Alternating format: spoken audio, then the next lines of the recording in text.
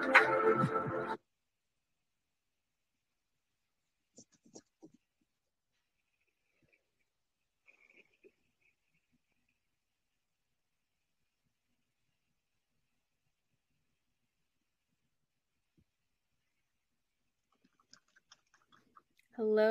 and welcome to tonight's COPA safety seminar on getting started with drones.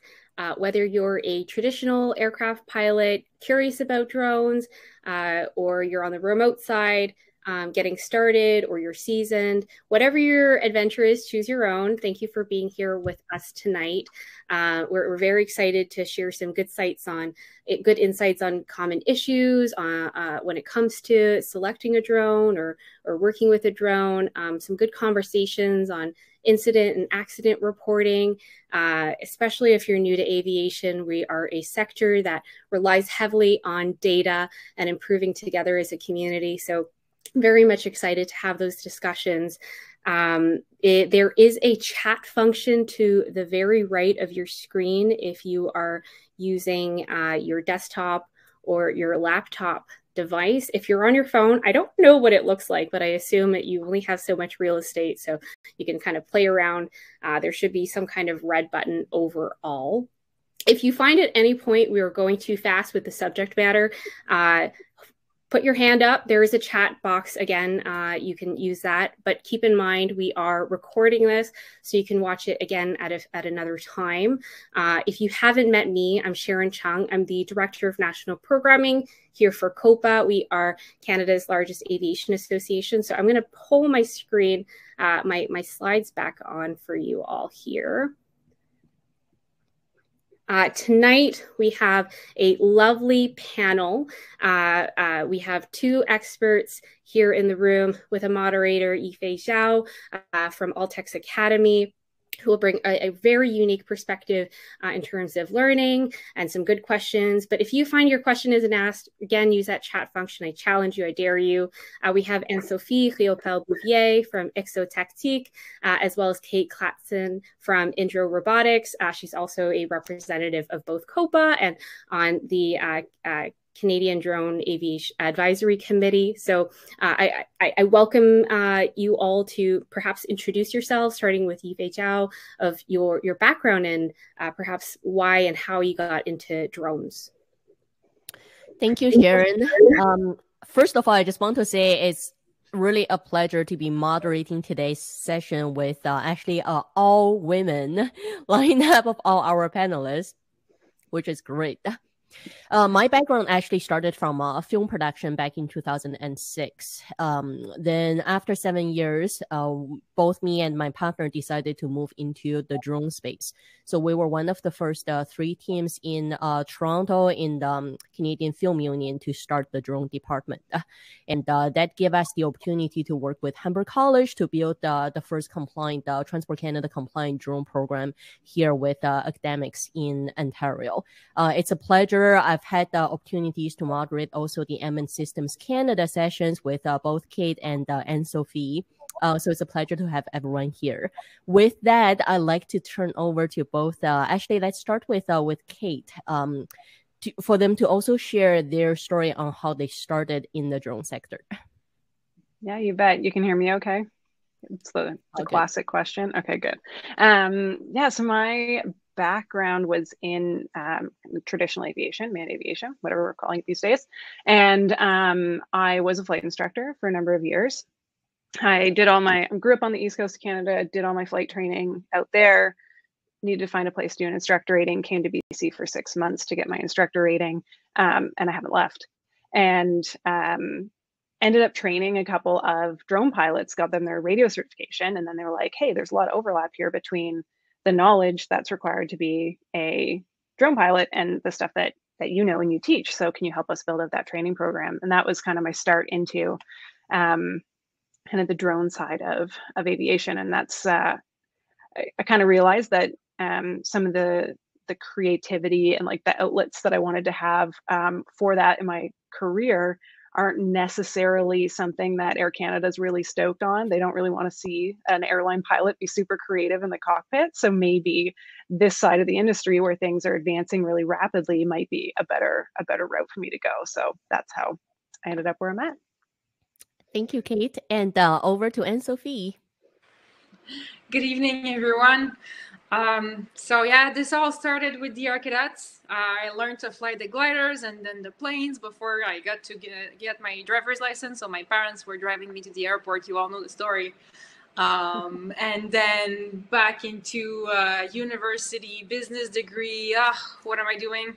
And I just had the opportunity to start up Exotactic with my 2 colleagues. And yeah, so I am still in the industry. So that was back in 2014. So we have quite some flights under the hood since then. So I got involved with Unmanned Systems Canada as well. And my military and flight safety background led me to just push this flight safety program idea through. And yes, we will be talking more about the flight safety program and the RPAS SMS a bit later. Great. That's an excellent start. Sharon, at this point, I think we can turn over to the start of our slides.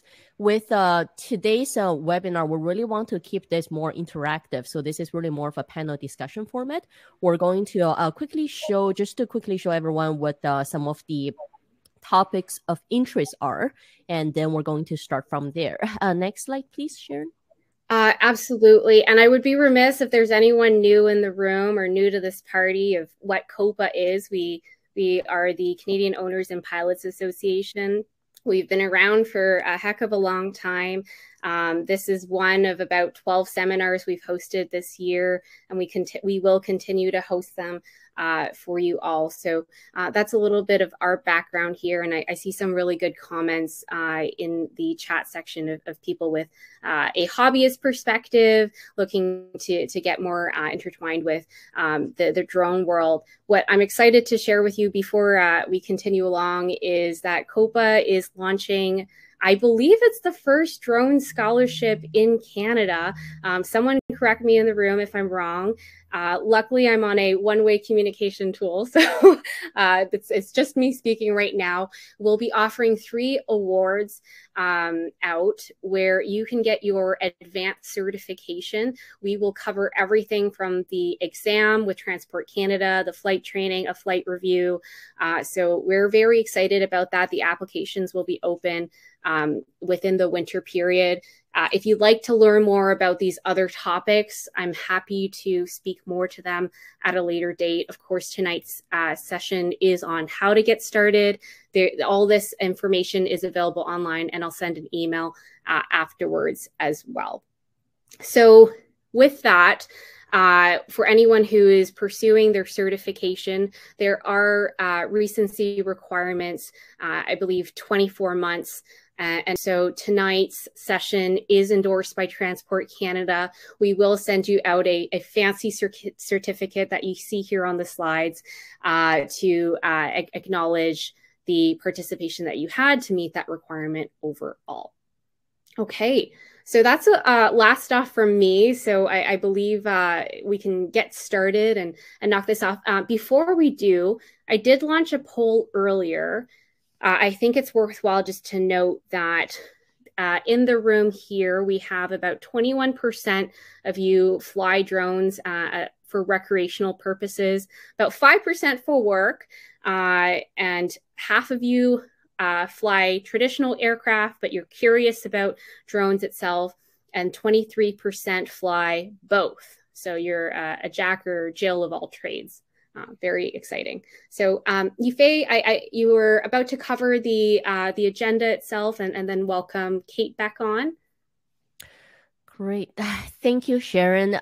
So just to give everyone a quick idea of what we're covering today, we're going to start talking about selecting a drone, what type of drone and for what purpose. And then we'll move over to flying legally, which is getting certified. And then we'll also share some stories and experiences on the first flight. Some of the other common questions are people typically ask, where can I fly even after getting certified and getting their equipment? And then obviously how to fly safely to manage the common issues, mitigations, and then we can all share some of the lessons learned as well. So from there, we'll also have some RSMS intro as well as the continuous improvement. So on that note, we're going to start with selecting a drone. One of the really common questions I often get from potential students are people calling to say, look, I heard about drone technologies and it's something I'm super interested in, and what drone do you think I should buy? So on that note, I'll turn over to you. We'll start with Kate again. We can talk about what are some of the considerations when people are looking at buying a drone.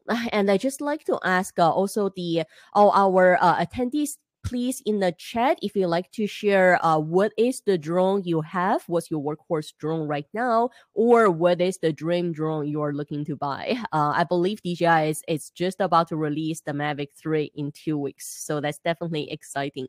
And Sharon, on that note, we're going to turn over to our panel discussion format, so I believe we can stop the PowerPoint as well. Perfect. Okay, Kate, over to you. Hi, great. Yeah, no, there's it's a good question and I think it's, valid that people come at us and say, you guys know, you've been in this field, you've been in this industry, what drone should I be getting? And I always end up firing a bunch of questions back. And some of those ones are, how much experience do you have? What's your budget? Where do you want to be able to fly? Because some drones aren't allowed to fly in controlled airspace or close to people. So those are big considerations sometimes. And then the big things, what do you want your drone to be able to do? Do you need to fly long distances? Do you need to stay airborne for really long periods of time? What kind of sensor are you trying to carry with you? What type of data are you trying to capture? Is that long flight time more important than some other things? What type of space are you launching from typically?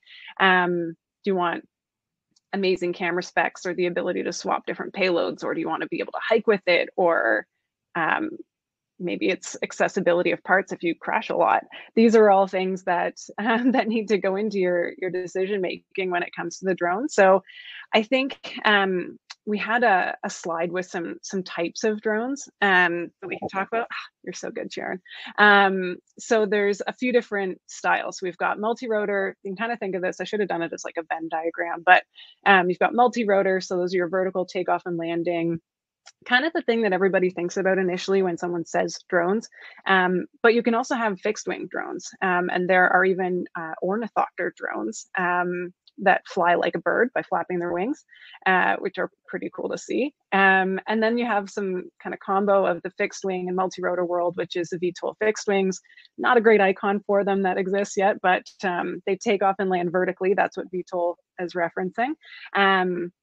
But then they can also transition to that really efficient forward flight that you see from a fixed wing. So there's pros and cons to the different types of RPAS.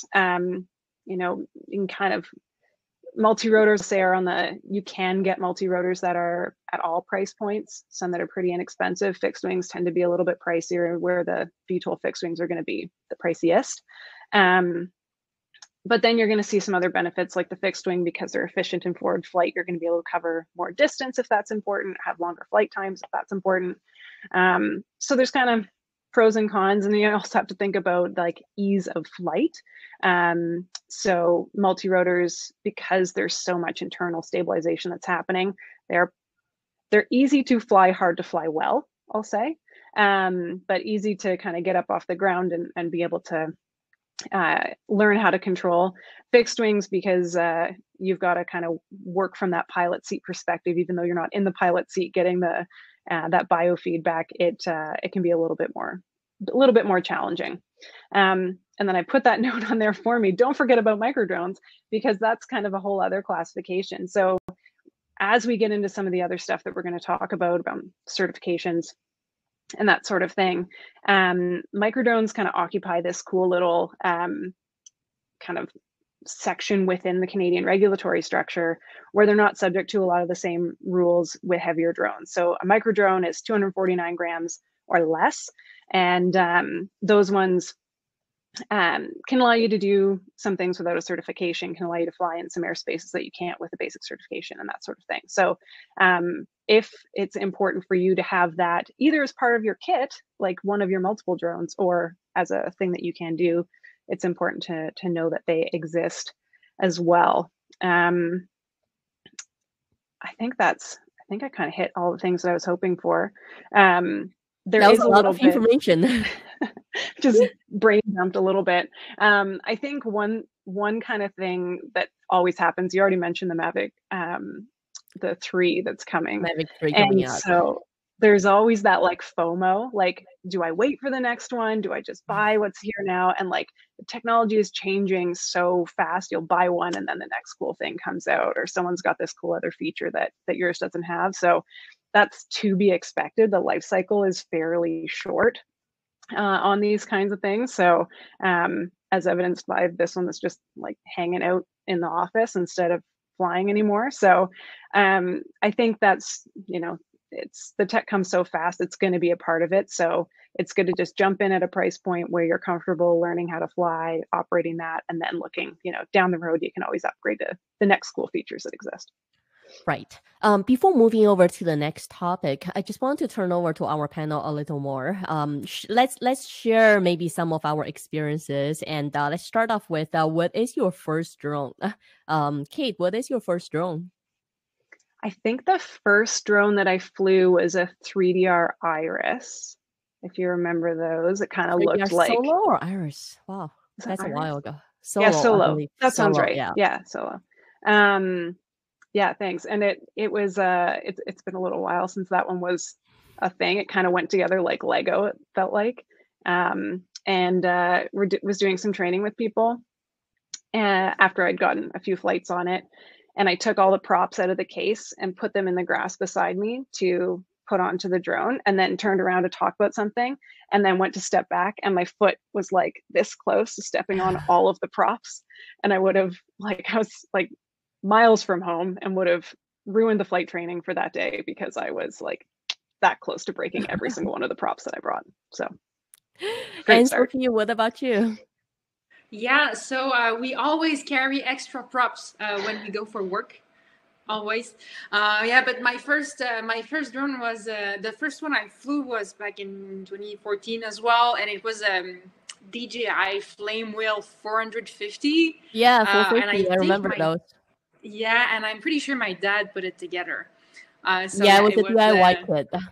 Yeah, with the Wukong system, like no, not even the NASA system, like the very first ones. Anyway, yeah, we're far from where we are today now. For sure, it didn't hover. I remember we had one of the Flame Wheel F550s. It didn't hover. So compared to drones today, it was day and night difference. Your hands have to be on the sticks the whole time, right? It's almost like flying fixed when you have to be in control the whole time. Great. Those are great stories. And what are the drones you are flying now? So Kate, what is your workhorse now? What do you fly the most right now? Personally, I'd say like half Mini, Mavic Mini, and half I just got my hands on the Evo 2, Autel Evo 2. Yep. So that one was pretty great. Through work, I got to go on site when the guys were flying a Alta X recently, and it's like 7 feet across. So that was, I mean, almost 7 feet across. It's an octocopter, yeah. Yeah, and so the quad, the massive props that variable pitch, and so it's Alta X, right? Yeah, it's the new Alta X. The new one, yeah. So that one was very cool to be around. Kate, what about and Sophie, what about you? What do you fly right now? No worries. The one that flies the most with us is the Mavic 300. The Mattress 300, sorry. But my favorite one is the Inspire 2 because it still feels like you're flying it. It doesn't land on its own. You have to do it for it. So I love flying it. What's the payload you have on the Mattress 300? Oh, it's like 4 pounds. Like it's huge. Like we have a big, massive camera on it with the parachute, and it still flies for like 20 useful minutes. So yeah, it's a big drone. We have a picture a little bit later, but yeah, it's a big one. Great. I don't know if you can see behind me, but that was our first film drone we had to put together. It's a coaxial octocopter, so still eight propulsion systems. So that was fun trying to put it together. And the worry was always flying over, actors' heads. I wasn't worried about the drone, but I was more worried about this home-built little unit crashing down some, famous actor, and that would be the end of my career.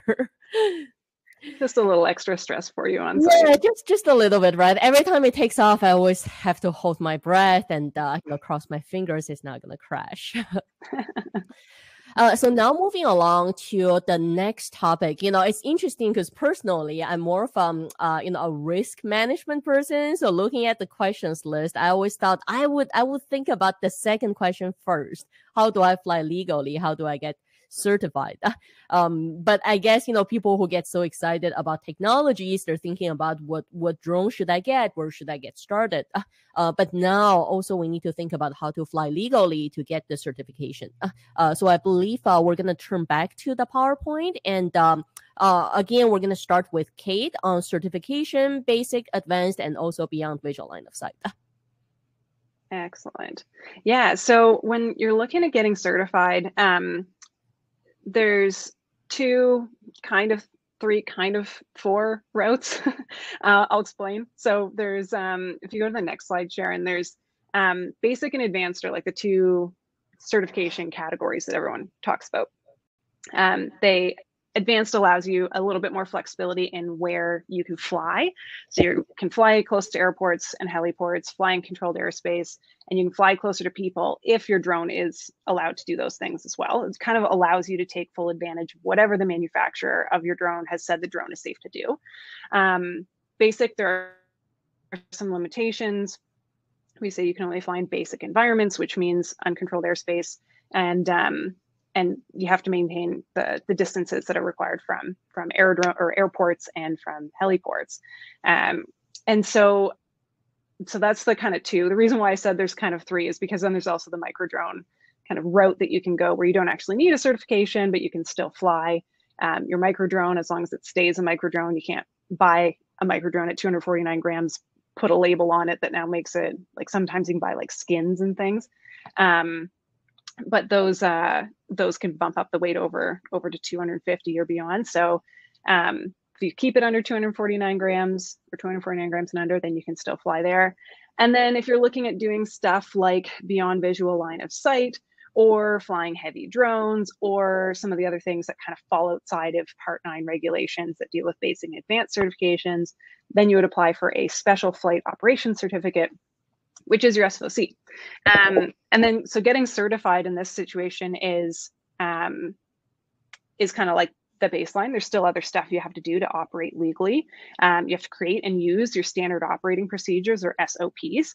We'll talk about that a little bit more too. And you have to carry documents on site with you. For both the basic and the advanced, there's an online, and this will be kind of, I think, really interesting for those traditional aviation pilots that are coming at this, that are like, hey, like this is quite kind of groundbreaking for Transport Canada, is that you can get certified online. You don't have to go visit a testing center or flight school. So you, with both the basic and advanced, you write your written exam for that certification online. And it's $10 for each attempt. If it takes you more than one attempt, you can reattempt 24 hours later. It's right through TC's website. So it's the drone management portal that you'll create an account for and right through there. And basic is 35 questions in 90 minutes. Fairly straightforward, but we'll talk about that in a second. Advanced is considerably harder, and it's 50 questions in 60 minutes. So you really got to be on it. You're not going to have time to look everything up. But after you write that exam, if you're successful, boom, you got your certificate. So it issues you a basic certificate right away, regardless of which exam you wrote. And the beauty thing, the way that TC set that up, I know it's not often we can compliment TC, so we'll give it to them when they've earned it. You get this basic certificate, and then you can just go flying. You can go and build skill. You can practice. So that's how, like, write your written exam, create and use your SOPs, carry your documents. I've got the points for the advanced in the wrong order, and then pass your flight review. It is another requirement. Only for the advanced category, you have to do an in-person assessment where you fly through flaming hoops. No, I'm just kidding. It's probably going to be one of the easier flights you do. The flight skills that are assessed are not that challenging. It's more the process that goes along with being able to fly in advanced environments. So you have to make sure that you really understand what you're allowed to do as an advanced pilot, what the limitations still are on you, and how that kind of all comes together.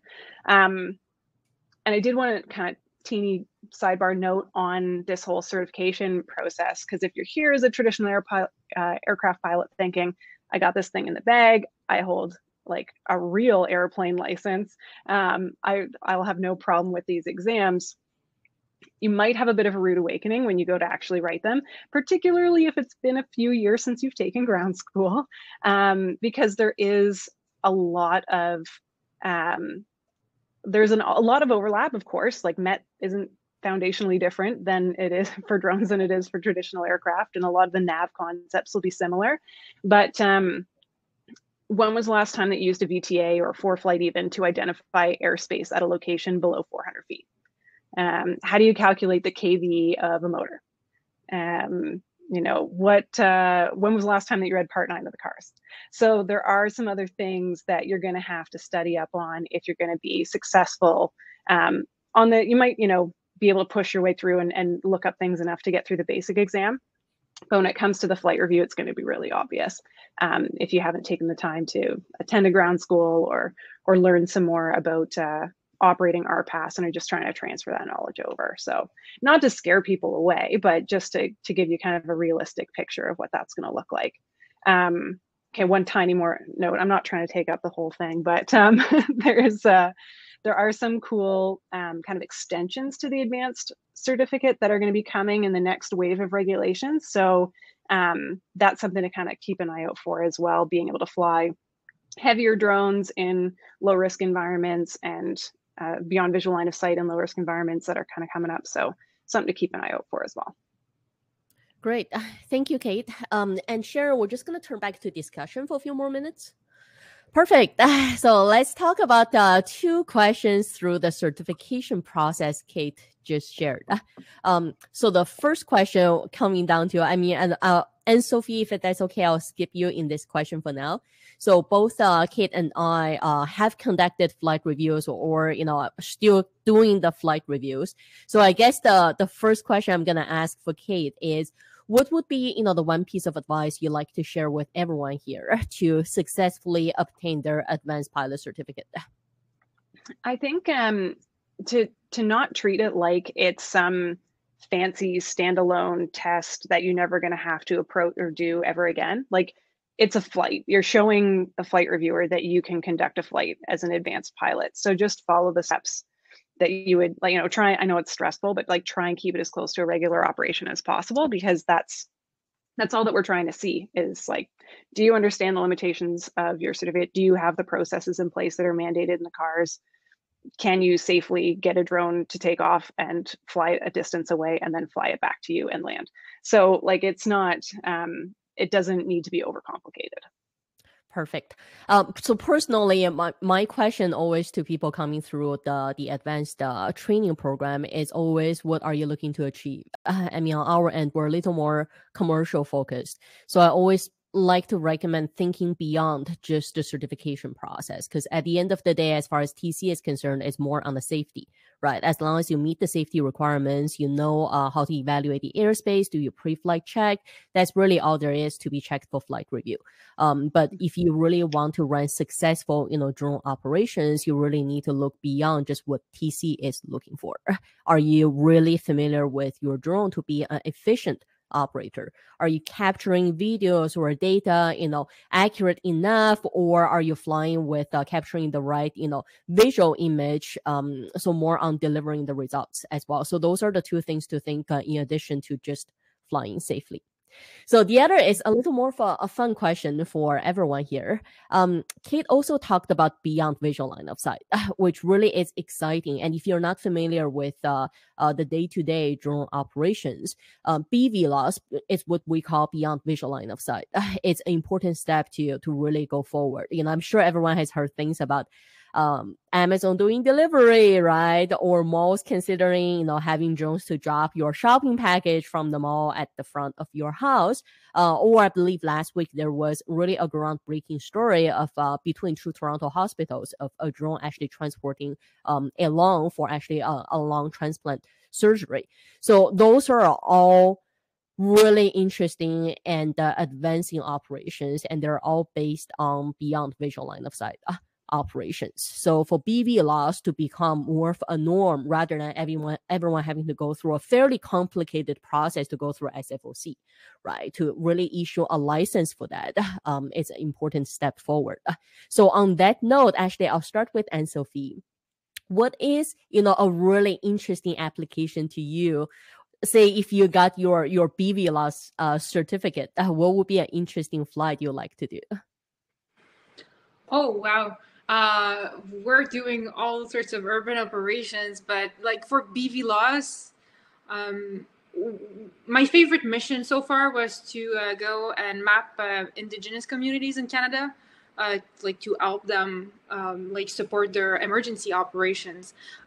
So like doing it VLOS is quite a long process, and also there's lots of spaces that are really difficult to reach. So being able to send the drone BVLOS and like further to where like it's difficult to access, like this would be like really neat. Perfect. And Kate? I think the idea of like a flying pharmacy is really cool. So being able to, someone needs an EpiPen or a defibrillator, or maybe not lungs, but that kind of thing that, it'd be great if it could arrive really quickly, or you could just call it up on your phone and then it just shows up wherever you're at. I think that's a really kind of interesting concept to kind of think about as the future. For sure. And then Aoife, before we go on, can we rapid fire some of these questions that are coming up in the that chat? was my plan to talk about perfect. questions. Do you want me to just jump in on some of them? Because I've got Yeah, if you see interesting ones, go for them. Okay, I'm going to start rapid fire through here. So, can I do any drone work as a basic pilot? Absolutely. There is no distinction in the regs anymore of recreational versus commercial. So you can fly for work, you can fly for fun with your basic certificate, whatever you want to do, that's totally fine. There's no like weird gray areas where like if I monetize this YouTube video and I make a couple bucks, is that now commercial? You don't need to worry about that. You can do either with either certificate. Will someone actually weigh a micro drone to see if it's a gram over? Probably not, but I wouldn't want to be the person that gets the rule book thrown at them if someone did actually pop by and ask to see all your docs and that sort of thing. How important it is to have a flight plan if you're just flying as a hobbyist. And if you're not flying it like under the MAC structure, because there are some carve outs in the regulatory in the TC, like Part 9 for MAC pilots. The site survey, if that's what you're kind of referring to, is the flight plan, site survey, and having your checklist, your standard operating procedures. It's probably stuff you're doing anyway. It's like checking the weather, making sure there's no obstacles, making sure there's no airports. So I don't think it's like an ask that's that much higher than probably stuff that you're doing just to keep your drone flying longer and safely anyway. But that's something that if there's more to that, Cameron, that you're after, let me know. And I saw you had another question about, if I could jump in, if we use any acronyms tonight, MAC, for example, or BVLOS, if we could just give a quick intro to what that might mean to anyone totally new to the drone world. Sorry, I definitely need to be called out on that regularly. So thanks, Sharon. So MAC is MAAC, Model Aeronautics Association of Canada. I'm pretty sure I've got that right. So there are some carve outs in the Part 9 of the Canadian aviation regulations that so that you don't have to be following those if you're flying at a MAC sanctioned event or field. And there's a comment from Cameron too about not flying as gracefully as some of his friends. There are no style points on the flight review. So as long as you can do it safely, that's all that we're after. I mean, it's nice to not worry when the drone's flying back towards you and the pilot, but that's about the line that's drawn. If I'm not scared, then you're doing fine. And what was the other one? David's hoping he doesn't have to study a lot to attain the basic certification. It's $10, so you can always try it. If it doesn't work out for you, then you've got an idea of where you can direct your studying and try again 24 hours later. And I think, did I get most of them on there? I'm just scrolling up through. Okay. I think you did, and it might be a good time to get into your first flight based on where we're at. Yeah, for sure. A little over half an hour. Yeah, so we can turn back to the PowerPoint. Okay. Perfect. Okay, your first flight. That's exciting. I remember every time seeing a student, to really do their first flight and see that bird's eye view from the first time, it's always a breath taker for them. So on that note, we'll move over to Kate again to discuss your first flight. What are some of the considerations or your recommendations? All right. So instead of switching back to us, let's just maybe go to the next slide. So here we're assuming that you are certified. You have your drone. Now we're looking at how you get set up to fly so that you can fly more than once with that drone. So let's talk a bit more about these standard operating procedures, or SOPs. These are not a complex set of documents. These are things that exist to make your life as a pilot easier. Think kind of like along the lines of a checklist if you're coming at this from the traditional aviation perspective. This is like the flip chart that you'd have with you in the plane, or like the double-sided piece of paper, so that you're not forgetting to do the things that you need to remember to do every time that you fly. So they're an organic document. It's something that can change over time as you change how you do things. And they should be helpful. It's not meant to be a burden. There are some things that are mandated in the CARs that need to be included, including there's some mandates on what those checklists have to be themselves. So there's the site survey, which is like an assessment that you would do mostly at home, but then also kind of confirm some things once you're on site to make sure that the area that you're planning on flying in is going to work for you to fly. Then there's some pre and post flights, and then you also want to have prepared some emergency procedures so that for some specific things, I think the CARS mandates 6 different emergency procedures that you need to have ready to go so that if those things occur, you have a plan. And so you want to create those SOPs because you're going to need to use them for that first flight. Recommend doing it like paper and pencil so that you can make some amendments, because you might find that you said, check something in the app, but you haven't turned the drone on yet. So you might have to move some things around. Then you want to find a safe spot. There's the map.navdrone.com. I'll plop that into the comments when I'm not talking. And that's a great spot to check out to see where is a safe area from like an airspace and airport perspective. That's going to be a basic environment. You also want to, when you're looking at that, be thinking about where is this place going to be like really populated. There are some also, you want to make sure that you have property permission for where you're taking off and landing from, or at the very least ensure that there are no explicit bylaws that prevent drone flights from happening on that property. But of course, don't be like trespassing to find a good area to fly. And then you can continue with the rest of your planning. Check the weather, the forecast conditions, but then also the actual conditions when you show up. If it's really foggy and you're close to freezing, that might be just enough to make it not worthwhile because of the icing risk. And then check your drone. Make sure you do this before you leave to make sure that you have all the cords and all of those things that you need with you. And you've charged up all of the things that need to be charged. It's not just drone batteries, but it's your controller batteries, it's your tablet batteries, or your phone if that's what you're using to run the app. So there's lots of things to be thinking about. And then before you fly, which is the super exciting part this has all been leading up to, you should complete your site survey. So there's going to be a few things that change regardless of how thorough your planning was when you arrive on site.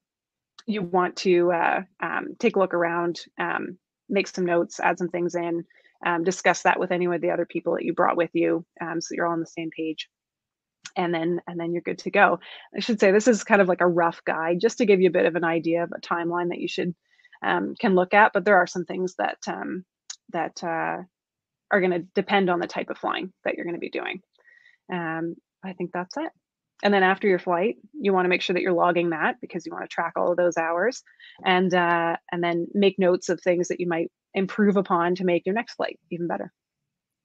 Great, thank you, Kate. To expand on this, I guess again we'll go back to questions. So first question is, do you use any apps to do your flight planning, to manage your flight log? Is there anything that makes it easier, similar to, let's say, ForeFlight for general aviation pilots? Yeah, there are a bunch of apps. Maybe Anso, do you fly more frequently? Apparently my Siri found something too. Oh, excellent. Anso, did you want to jump in? Can you just remind me which kind of app you're looking for? Because we're using quite a few.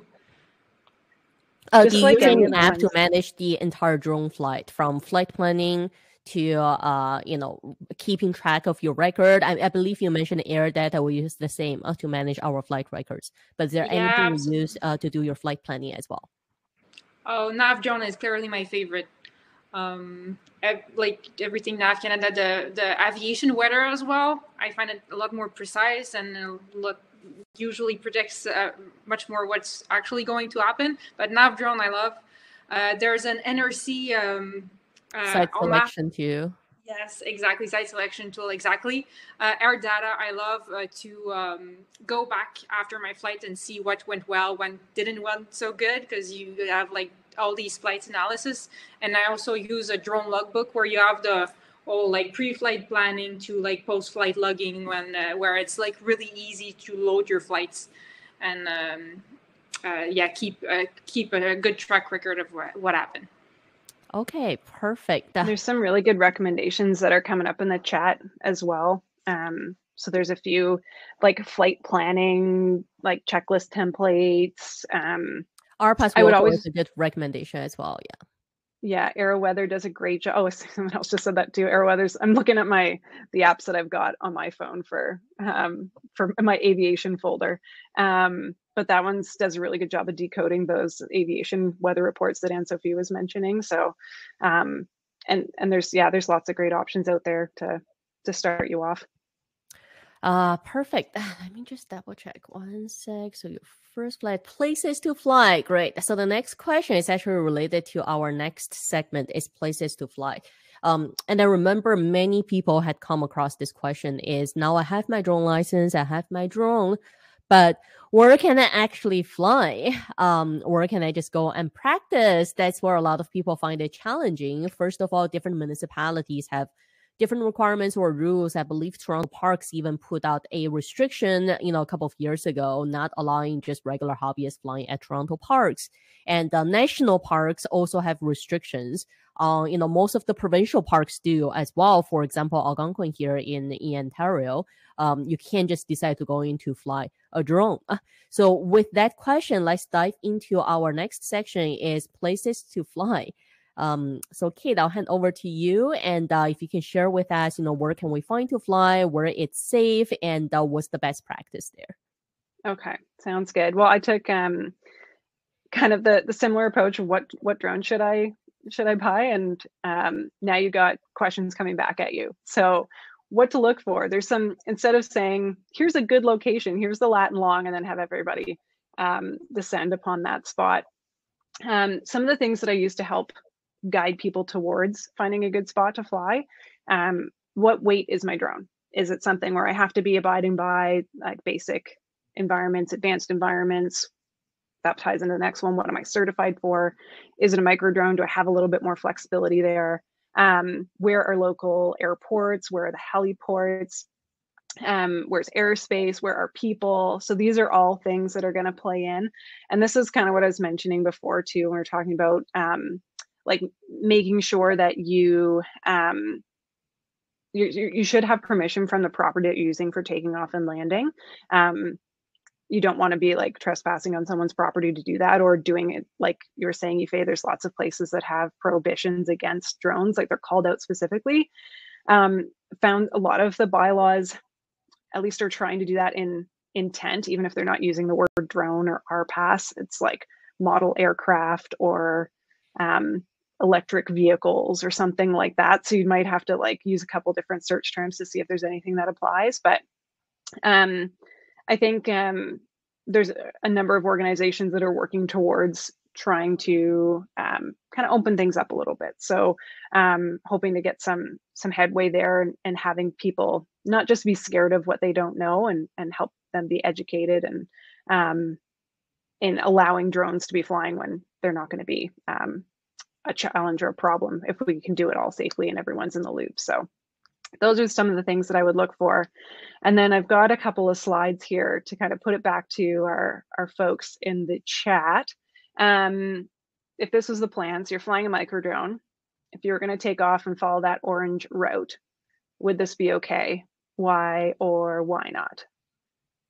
What do we think? So with micro drones, they do fall under Part 9. It is incorrect to say that they are unregulated. And I will fight anyone on that. But it's they're subject to one particular CAR, and then a couple of other ones outside of Part 9 that say that you can't cause a hazard to people or other users of airspace. So what do we think about this one? Is a flight along the road here going to cause any hazards to people or to other airspace users? Depending on the pilot's skills, I guess. Yeah, that's a good point. Yeah, there's a lot of questions, and I didn't actually have like a yes or no to this one in particular, but yeah, there's a lot of things that play into this. You know, how if it all works out totally fine, the drone does exactly what you're anticipating, then you might be able to do this safely. If it decides that it's going to lose connection because there's some EMF from one of the structures in the photo, and it takes off vertically and flies up as high as it possibly can, then it might not be a super safe thing to be doing. So there's lots of considerations that go into this kind of thing. It's not necessarily super cut and dry. Let's see what people think about the next one. Sharon, I know you're typing. Sorry, can you flip to the next one? Perfect. So now you're flying a 25 kilogram drone that sprays. It's dealing with those crops. What certification would we require to fly this particular drone? Just a correction, is it 27 or 25? The slide says 27. Oh, sorry, did I say 25? It's 27.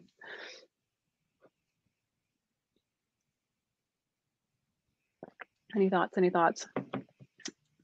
So here, because Part 9, we've got the basic and advanced certificates apply to drones between 250 grams and 25 kilograms. Anything that's beyond that, you're going to need to apply for a special flight operation certificate. So Mia nailed it.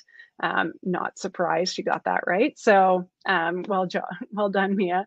Advanced kind of prerequisite to have a special flight operation certificate issued as well. You need that to do this. And in particular, the spraying thing, Transport Canada and some other federal institutions are not super on board with dropping things, even if they are pesticides and herbicides and that kind of thing from aircraft. Spraying drones in particular, because of the nefarious use, they can sometimes get a bad rep. So there's a lot of work to be done to make that yeah, Mia's got that too. Yeah, there's a lot of kind of bits and pieces in this particular one. Also, hopefully you notice that you're really close to an airport because there's airplanes in the background. So you would need to have, at the very least, an advanced certification, even if your drone was under 25 kilograms. Okay, we got one more. What about if you were flying a 250 gram flying wing, foamy flying wing drone over a festival? What do we think? What certificate would you need for this? Like the advertised event over cross. Yeah.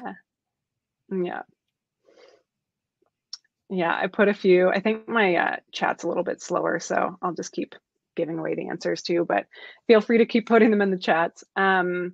Yeah, there's a few things going on with this. I put it exactly on the line at 250 grams. So technically you would need to have a certificate for this because it's not under 250 grams.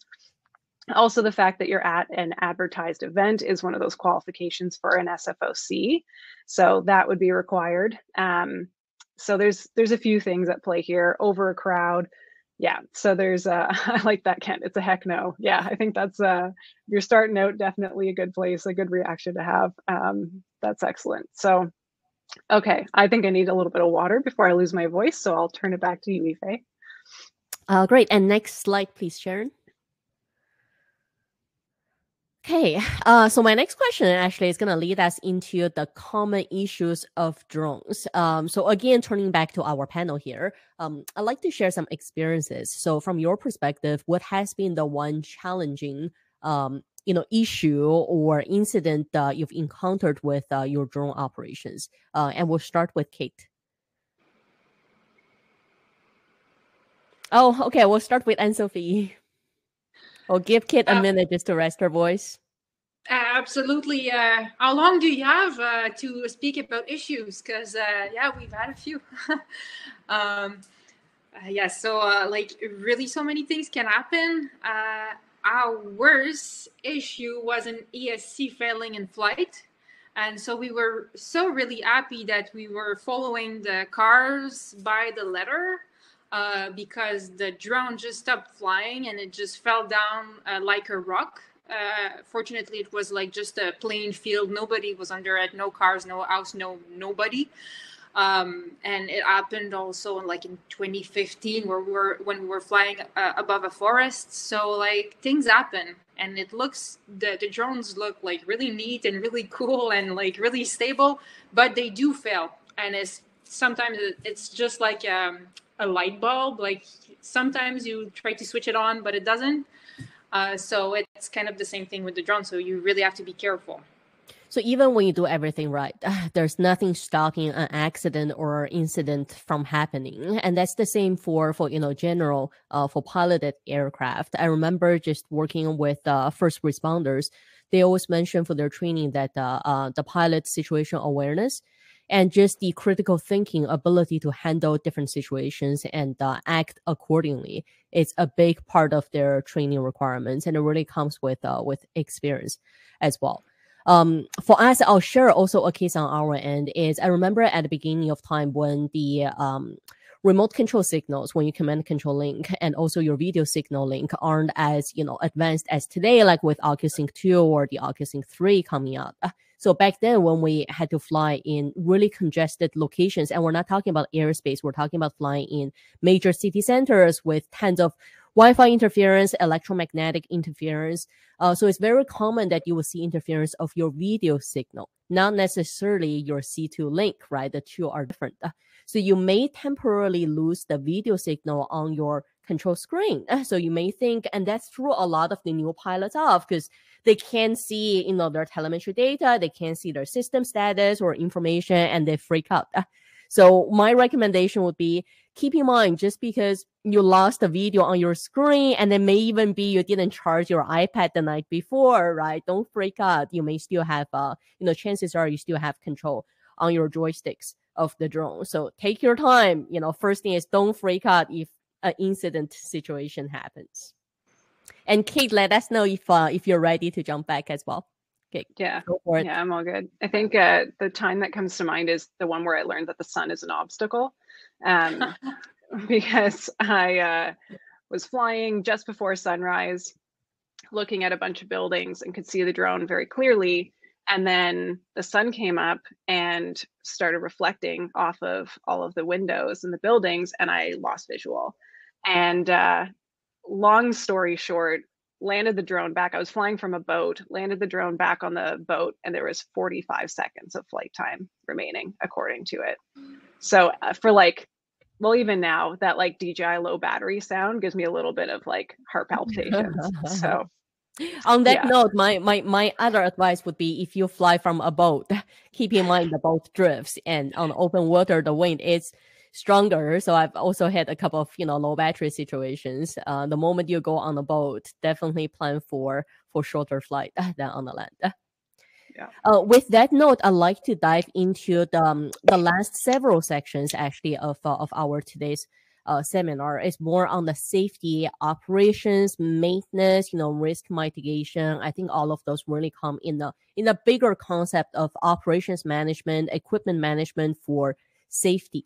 And with that, I'll turn over to Anne-Sophie. We'll start with common issues. As we mentioned, maintenance, repairs, mitigations. What can you share with us today? Yes, to start with, my first mitigation it's to jump back on the experiences you just shared with us. When we are training with new pilots, or when we have new pilots with us coming to fly for exotactic, one thing we want to make sure is that they are able to bring the drone back without looking at their screen, so at their iPad or phone or Sky Clear, like a remote controller. If you can just use your fingers and look at the drone, understand where it's facing, and control it back to where you are. This is a really essential skill that we privilege very much. That is really important. It could just save the day. It's your emergency procedure that you want to know. So to keep on going, common issues. The drones are getting much safer than they used to be, in the sense of the programming inside the firmwares, the equipment, the hardware. They don't break as easily as they used to, but still, it's very easy to fall into complacency with these things, because they're so easy to fly. But it's really important to just keep back to basic and go back to your checklist before you fly. Go back to inspecting your drone before you take off as well, because things can happen, as we were saying. Most of the drones that are for sale today, like the Phantoms or the Mavic Minis, they're like iPhones, right? Or MacBooks. They're all closed box, and if you turn a screw, the warranty is over, it's broken, and so you can't open it and see if the carburetor is doing good. You don't know, you can't see it. Same thing for the ESC. But you can at least look at the shell outside. Make sure there's no cracks, no bends, no discoloration that would indicate that the fatigue in the plastic. Watch your propellers. If there's too many bugs on them, because bugs do accumulate on propeller blades. If there's icing, if it's cracked, if it's bent, if it doesn't fit well anymore, on its socket, if it's not locked. On the first flight, some drones you can really easily remove the propellers and put them back on, but you have to make sure that they're put to the right blade, the prop is put on the right arm. Pusher and lifter. Yeah, exactly, because some turn clockwise and some turn counterclockwise. So if you mix them, you could have a bad surprise on trying to take off. So that's one thing. Around the motors, I'll take a slightly bigger one. Check where the motor is joining the arm to make sure there's no crack. Trying to turn the motor before taking off, before turning it on while it's still off, to make sure that the motors can turn easily, that they're not blocked, jammed with sand. So first thing is to keep your aircraft clean, to be able to see these cracks. And as you're cleaning it up, wiping it up, you can inspect it at the same time visually. It's the very least that we can do. If you're flying with your drone a lot, like a commercial operator, or if you keep it for a very long time, it's a good habit to send it back to the manufacturer once in a while, just so that they do system checks on it to make sure that it's still fit to fly. Change a few parts that would make it fly longer. Most of the time, you can change the propeller blades on your own. Just screw it off, put new ones. I'll just go back to my notes because there's a lot of things to check. Firmwares and safety database. The manufacturer, they update their software very often, sometimes to correct bugs, or sometimes what changed the most often I see is the safety databases with the geo zones. So these are safety zones that are around airports or around prisons or around restricted airspaces that keep the drone from flying inside if it's not authorized. So these, you need to update these databases on a regular basis. So when usually the manufacturer makes it pop up on your flight controller application when there's a new software version available. And if you're not going for a commercial operation or an operation with lots of people around you, it is very, very, very, very strongly suggested to update your firmware or your safety database before going to fly. Very important. Another quite important thing would be the care of your batteries. These are all lithium polymers. The technology evolution was pretty good over the last years. When I first started, they were an actual fire hazard, and we had to like stick beside the batteries when they were charging to make sure that they wouldn't catch fire.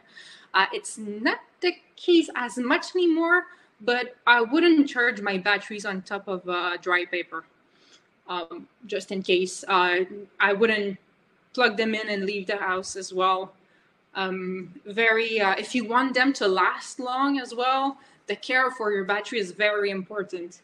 So if you fill them up, you need to use them.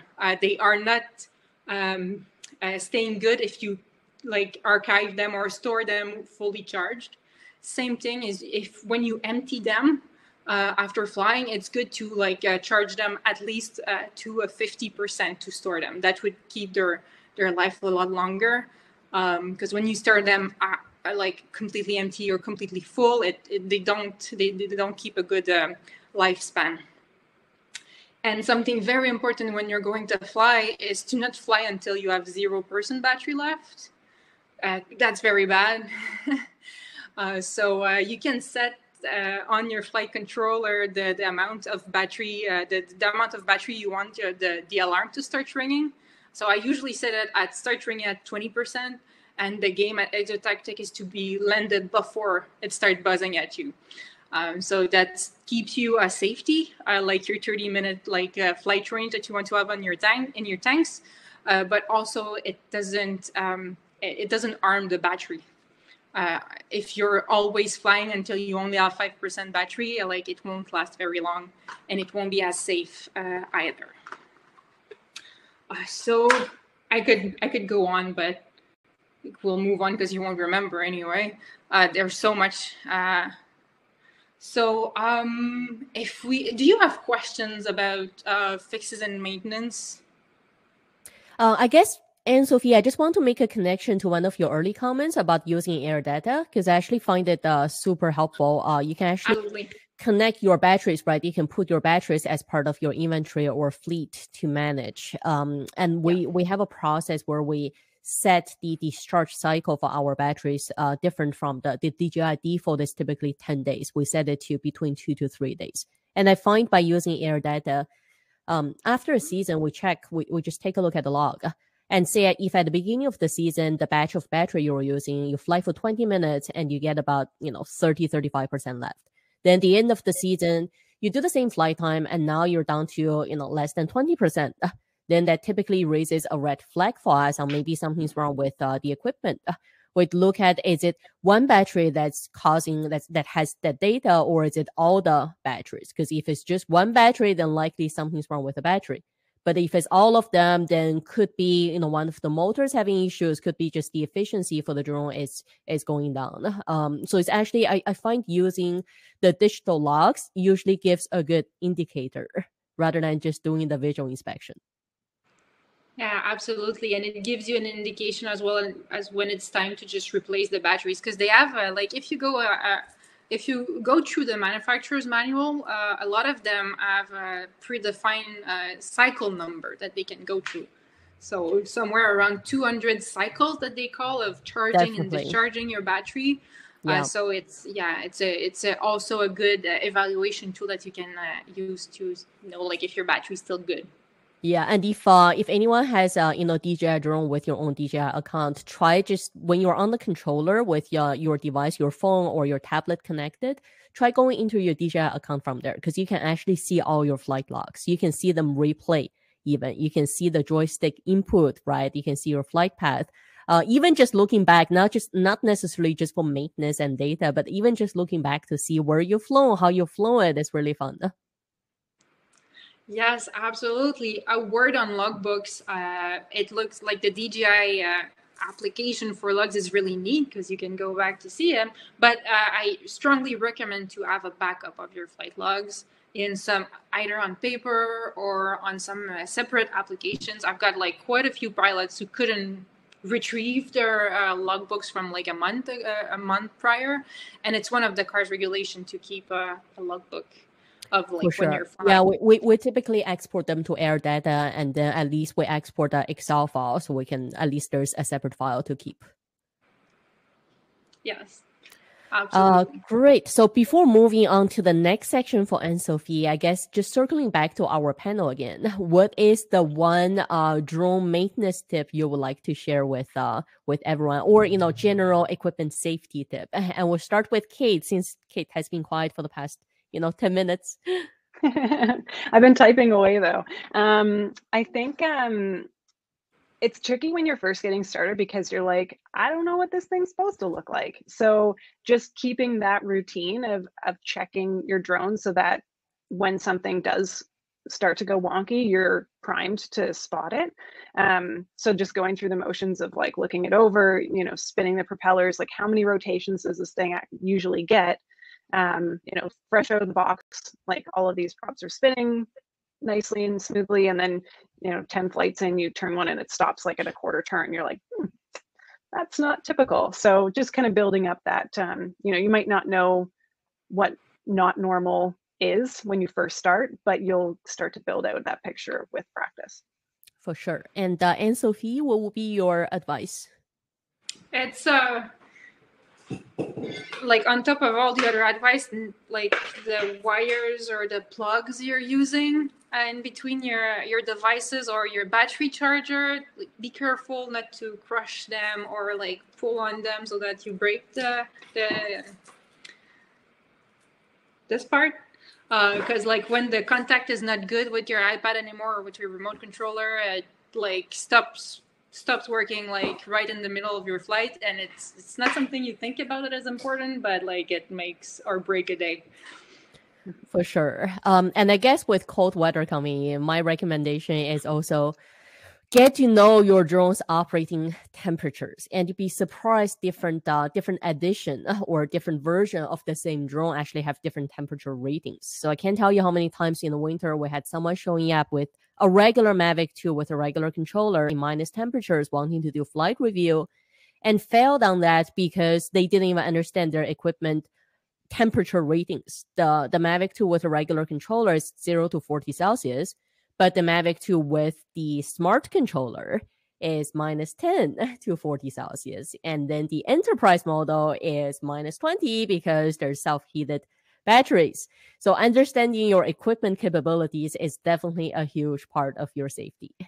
Absolutely, and watch out for the iPad or the iPhone you're using, because below like around 5 degrees Celsius, if you don't keep they die it really plugged quickly. in, Yeah, and it overheat turns really off. quickly too. In the summer, if you're using, especially if you're using darker colors under direct sunlight, they overheat too. Yeah, absolutely. They And work great, also but on that, there's equipment limitations that are published, and then you can follow them. But there's also people limitations that aren't published that you need to kind of factor in too. So, turning back to BB laws, affected. the one thing I'm really looking forward to is being able to sit inside my truck or in the equipment trailer to fly rather than standing outside there in the cold. That's definitely something I'm looking forward to. Yeah. Sharon, can we turn back to the PowerPoint, please? Thank you. Okay, moving along, common incidents and accidents. Wow, that's always a fun topic to discuss. I mean, something we always want to avoid, but definitely we need to consider. And I already saw earlier in the questions, people are asking about flyaways. How likely are the drones to fly away? So those are all some of the points we're going to touch on here. And with that, we'll turn back to Anne-Sophie to cover some of the fundamentals before we turn back to our panel discussion.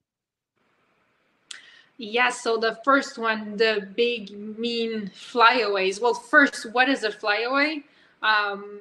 if your drone just like starts flying towards somewhere you don't want it to fly, and you stop touching the control and it keeps going, and you try to touch on the control and it keeps going, that's a flyaway. When it decides to fly on its own, it goes solo for a ride. That's a flyaway. We don't see them as much as we used to, but it's not impossible that they happen again. Absolutely not. They used to be for like radio interferences or something that would break internally in the drone and it would start doing crazy things. But there's also room for human error in there. You gotta understand how the flight controller behaves, and also and we will come back to the fail-safe mechanism for the low batteries. When like you turn on your drone, you have to leave it a few seconds to a few minutes to record its proper home point, home location, like to record where it took off from. Because most of the drone manufacturers, their favorite fail-safe mechanism is to return to home if something goes bad. So if home for the drone is back to China where it was built, if it fails safe, and it would just like go back to China. So that few first minutes of the flight where you need to be patient and let the drone like warm up on its own, that's like essential to like avoid lots of problems. Second thing that can happen, either loss of control of the drone or visual sight.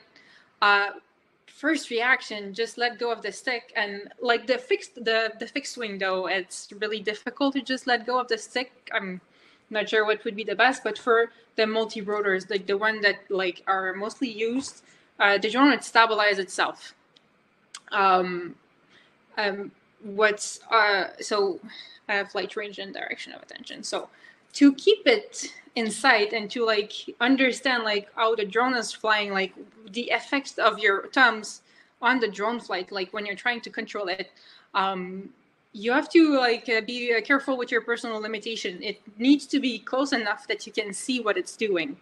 Because if you like, it's really easy to send it away and start looking at your camera and like look at like all the nice pictures that you're taking, but it's like once you go like the Mavic Mini, like beyond 500 meters, you don't see it anymore, and then it's really difficult to control it back or understand what it's doing, really. So don't go too far, and as you grow more experience, it will be like you will be able to push it further and go explore more.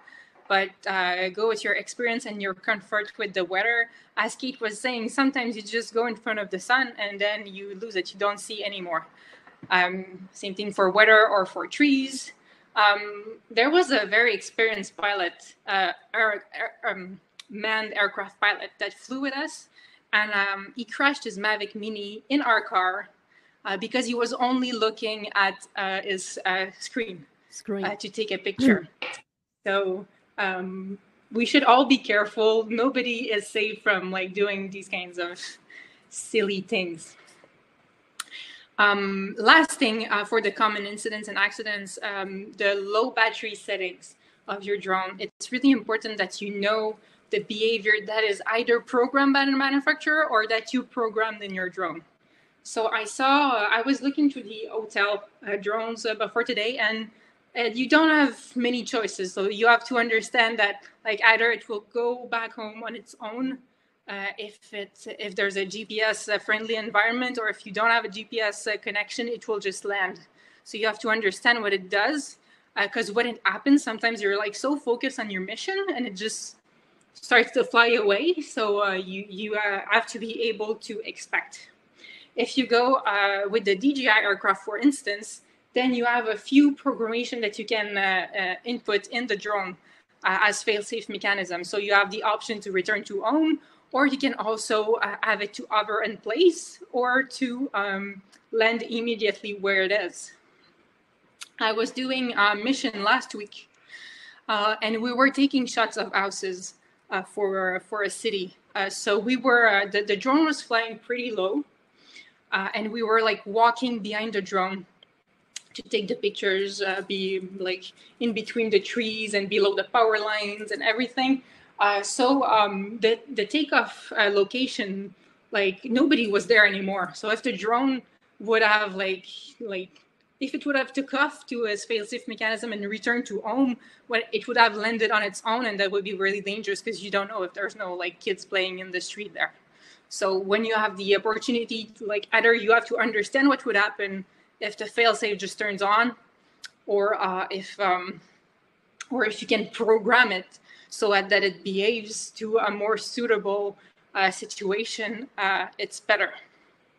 And so on that day, what happened, I was flying 2 different drones, and it's the first time that it ever happened to me, but the drone started, the fail-safe initiated because we were so focused on the mission, and it started to like take off, and I did not expect it. So but since like I understood like how the drone was working, I could take control like right away.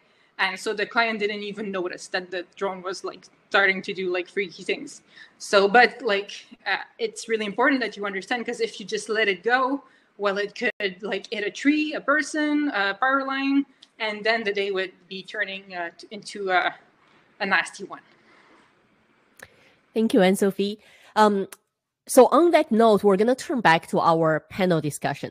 And I'd like to ask to basically our panelists, both of you to share at least one accident or incident, and that you'd like to help the audience, explain what went wrong there. So let's talk about story time. And we'll turn back to Kate first.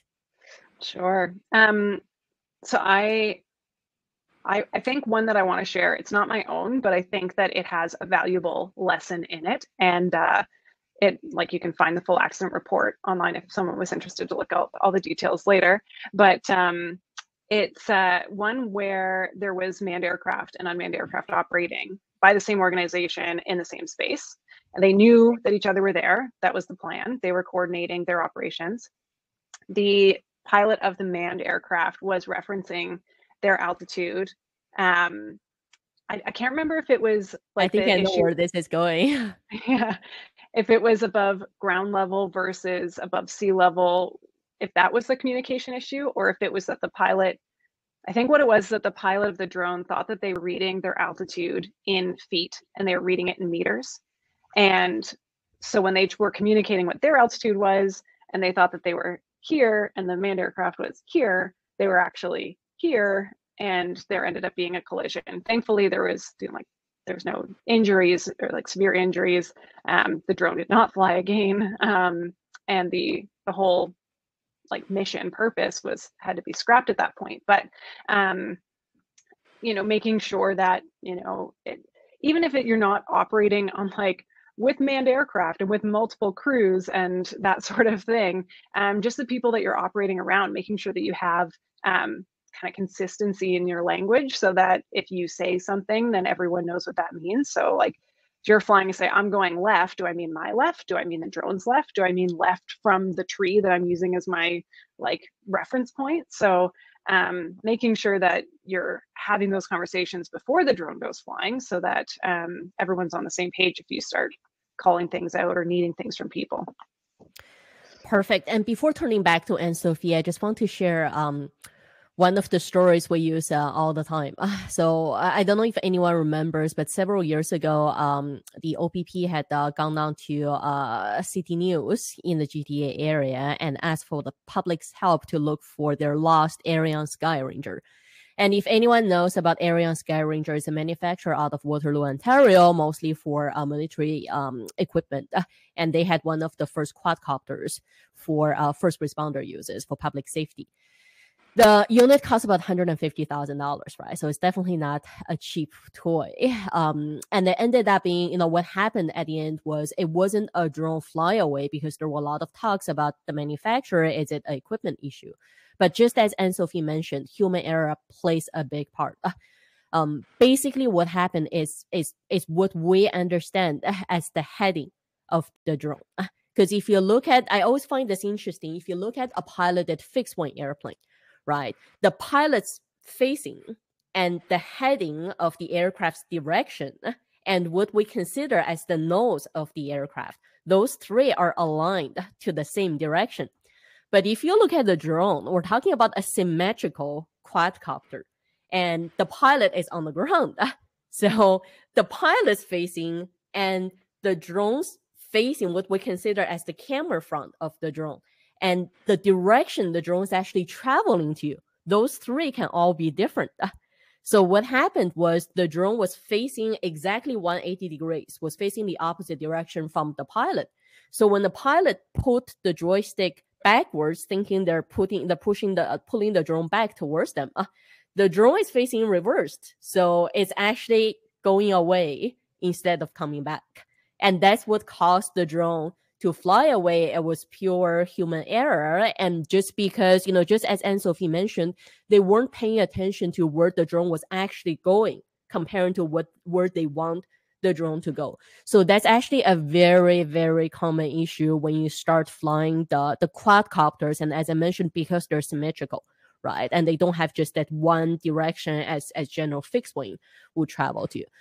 So that's definitely something to keep in mind, especially for people, switching between flying a fixed wing versus flying a multi-rotor VTOL. So on that note, we'll turn back to Anne-Sophie again and see what other stories you have for us. Yes, so I see we have only a few minutes left. So this story is really good. As I was mentioning, the geozones and like the fail-safe behaviors. So on that day, that was a commercial operation. You see, that's the Matris 300 that we're flying. This is a huge aircraft. Like I'm exercising my arm like when I'm lifting it up. Same thing for the battery. So it's massive. The pilot was flying it like right beside a prison geozone for some reason, and you can go see like the report from NTSB.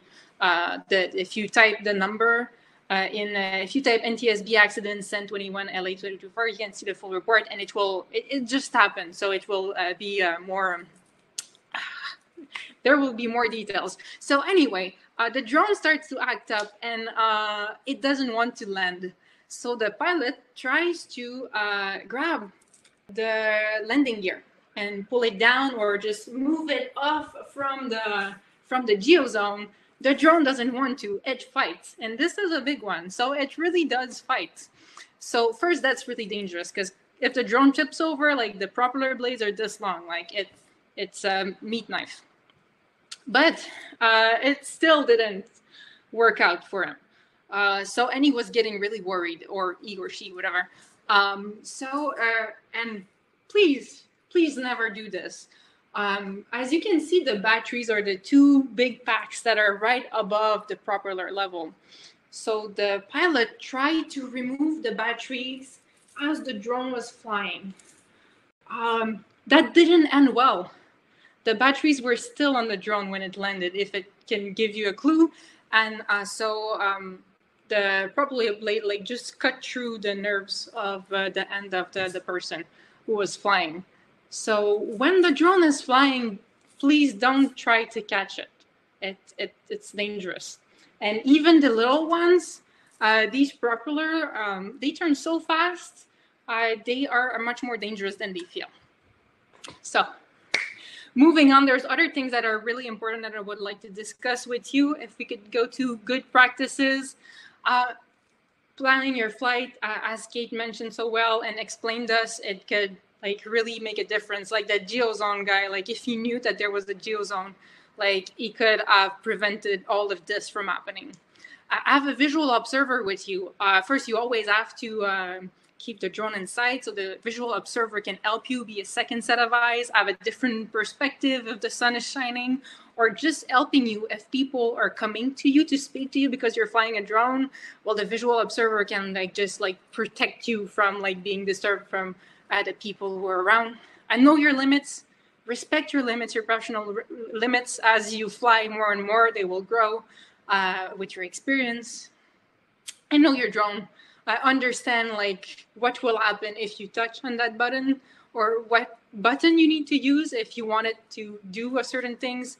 So before going to fly, that's very important. And also prepare yourself to react to emergency, to an emergency. If you don't feel good anymore and you need it to land right away and you don't see it, like, what do you do? So there's all these questions that you can go through before flying. If something goes wrong, Sharon, if you could put the next slide. If you either something happens to you or you witness something happen that is not supposed to happen or that is dangerous, first, sharing is caring. Speak up to your community, share your experience so that other people can learn about it. And maybe you will have the chance to discuss with someone who has more experience and who can help you understand what happened and help you dissect the event to find a proper preventative measure. You can also fill out the reported drone incident form on the Transport Canada website. So you have the website that is outlined on the slide, but you can also just type a report a drone incident on Google and you will find it right away. So that's like a basic-ish form that you can answer. And it will be stored into Transport Canada's database. Sometimes they act on it. And what is really exciting is the new Flight Safety Action Team platform that will be released by Unmanned Systems Canada in December. And it's a big teamwork with a lot of industry stakeholders. And it's part of a bigger flight safety program. And the COPA member, you have a special access to it. Well, you have the same access, but we will be doing special activities with you around it, to answer your questions and support you in the reporting process, and also doing webinars like this to dissect a few events so that you can learn from everyone. So in December, this platform built by Airmatrix, one of the USC members, there's lots of questions there, pretty much all multiple choices to make it easy, that you can go through and use on your own, first to share your events so that other people can learn from them. And also with the questions, the way they're asked and formed, they will help you go through the investigation process to understand what happened and help you go through this so that you can build preventative measures that will make sure that this bad thing never happens again. And so by contributing, well, you will be able to see other members' contributions also. And so you can go through the reports once they are out to learn from other people's experience. And from what I've seen, usually people are quite entertained about crash stories. So maybe it will be your next Saturday night entertainment. And yes, that's it for me today. Great, thank you. Okay, last one, continuous improvement. That's always, you know what, if this industry is not lacking one thing, is that continuous improvement. Either it's new drones coming out, it's new technologies. I do see one note there from one of the attendees talking about the remote ID. So those are definitely one of the important things to keep the air safe, right? Between both the traditional aviation as well as the drone community or the RPAS community. Everyone wants to see the safety of the national airspace. So with that, I'd like to turn back to, starting with Kate, just to share some of the important notes you'd like to share with everyone today. Man, I think I've kind of hit all the important stuff that I was hoping to touch on. But yeah, I think the last point on that slide was about how this course acts as recency, and the legal requirement being that every 24 months, just like with your traditional aviation license, to maintain recency on your drone pilot certificates, you need to do some sort of recency activity. So you can reset that clock as of tonight. But don't limit yourself to every 24 months. There's lots of opportunities. Things change so quickly. There's always things that are happening. So if you see that there's something that's going on that you want to speak up about, or an opportunity that you want to see, or you are frustrated with the way that the regulations have been structured, there's opportunities to get involved and get engaged. So I'd encourage you to take those. I think we're going to see some things from Transport Canada in the future on what the next rollout of regulations is going to look like, some other opportunities to comment on things. So like they go through this engagement process for a reason. So if there's thoughts that you have, opinions that you have, then you can submit those yourself or work with an organization that's involved in that space like COPA to be able to kind of represent that or help kind of work through those things with the regulators. So yeah, it's not just a bunch of people that are sitting around trying to do things. It's all about the community. So you know, it's not just an RPAS industry or working with people that are using drones, working with drones. It's also people that are just wanting to enjoy it and share the airspace, like with other aviation users too. So, and you're a valid user of airspace as a drone pilot. So want to make sure that that we're getting all the perspectives involved that need to be involved. So, and thanks to everybody for spending this time with us. Thank you, Kate. And Anne-Sophie, what are some of the recommendations or some of the things you look forward to for this industry?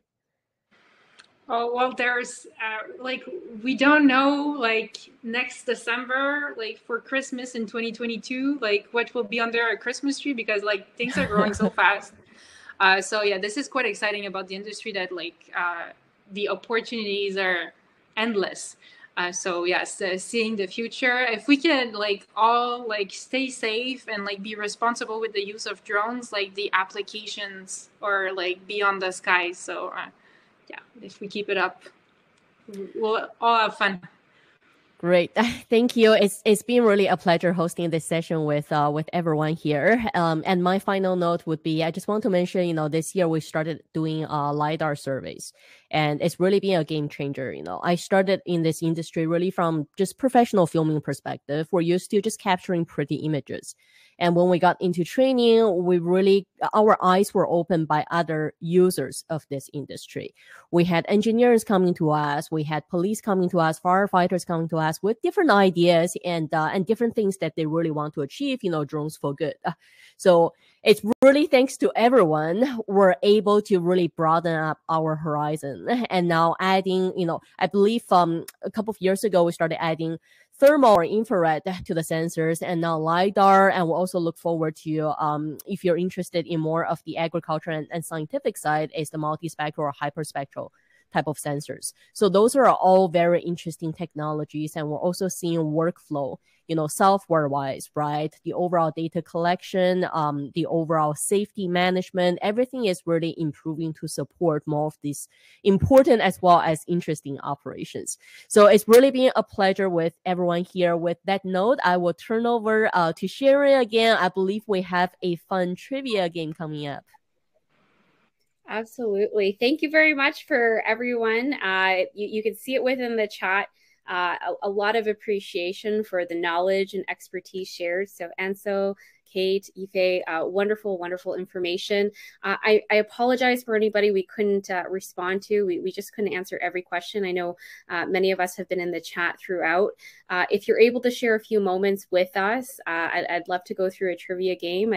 And we'll give away a COPA membership.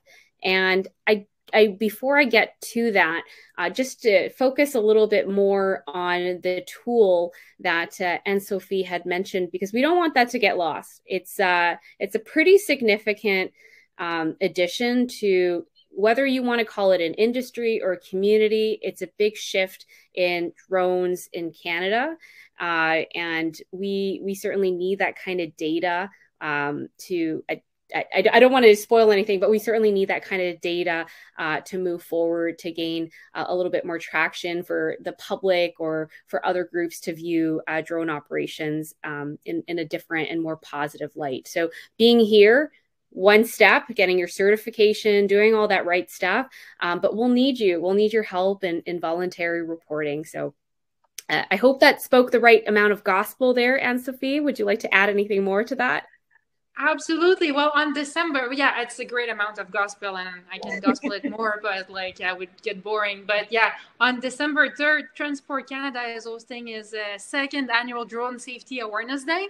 So there will be quite a few activities on that Friday with a challenge of a flight safety picture that you can share with the community. And so we are launching that RSMS, that RPAS Safety Management System platform and the program just the day before for the Safety Awareness Week. So yes, we will be doing a public event online that you can, and please come, we will be sharing like the information through the COPA channel, yeah, we will be very excited to see you there. Very good. I know that Anne-Sophie's probably quite a humble and modest person, and there's a whole team behind this, but if you're looking for a face to attach to a tool, I'd certainly look to somebody like the Unmanned Systems group here for sure, but Anne-Sophie leads the Flight Training Safety Committee for Unmanned Systems, and that idea was born from there. So looking forward to learning more. Before I lose all of you, I'm going to continue on with the trivia game.